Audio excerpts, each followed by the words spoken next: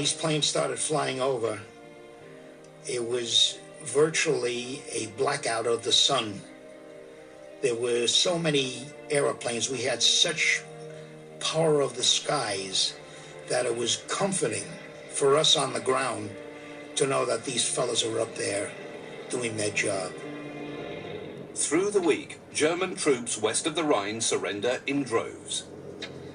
The Germans who were surrendering were very docile, and I think they were happy to surrender because they wanted to be fed.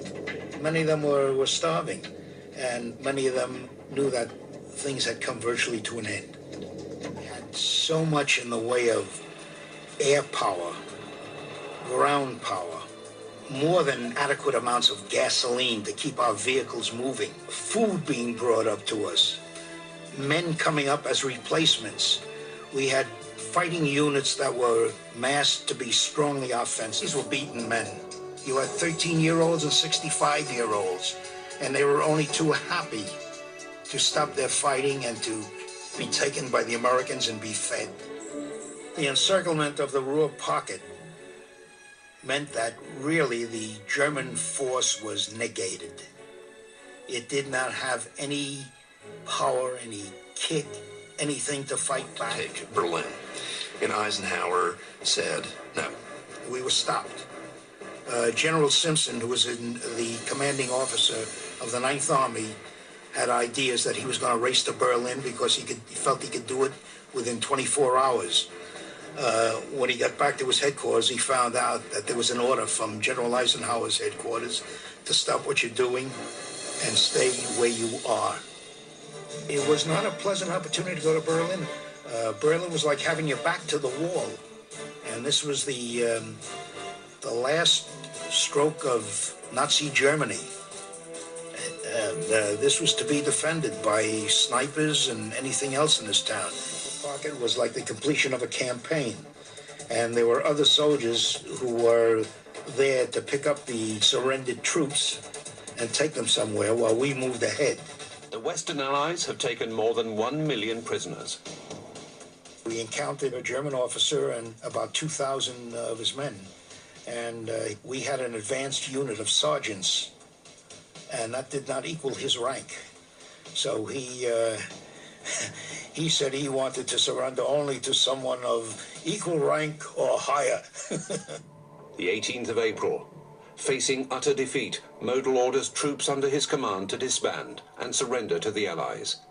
3 days later, in a forest near Dusseldorf, and accompanied by just his personal aide, he walks off into the trees.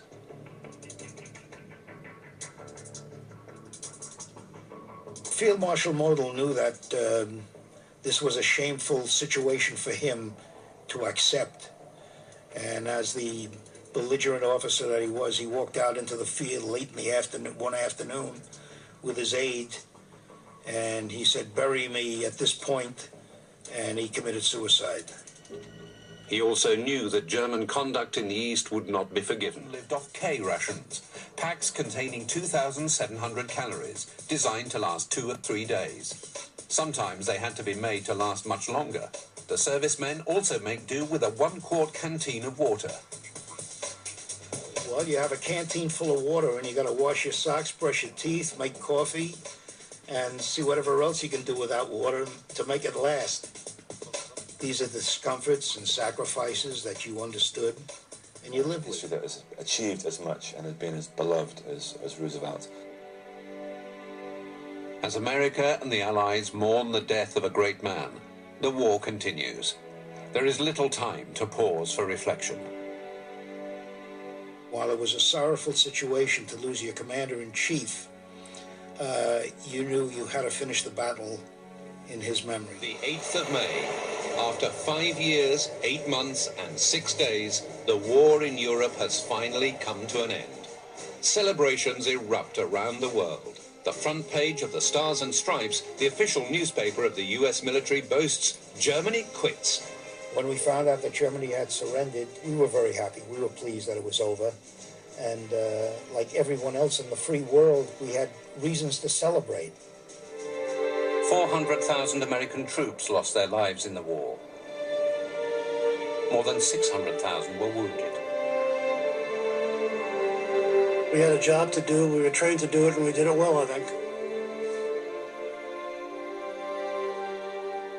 I am proud of my minuscule contribution to what was done in behalf of my country for the free world. It'll always live with me. Up to 350,000 British soldiers were killed in the war.